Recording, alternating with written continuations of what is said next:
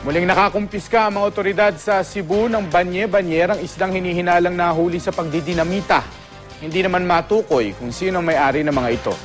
Makibalita tayo kay June Veliganyo ng GMA Cebu. Tinatayang nagkakahalaga ng 20,000 piso ang 6 na banyerang isdang ito na nasabat ng Bantay Dagat Commission sa pier ng Cebu.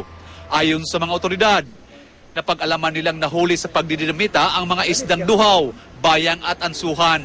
Galing na Masbate ang mga ito. Puros na binutan. Kini ang usanin ni kakilo, mga sa box, 30 kilos mo siguro sa kapsulo. Inaalam pa kung kanino ang mga nakumpiskang isda. Hinala ng Bantay Dagat, nakatagdang ibinta ang mga ito sa Pasil Fish Market.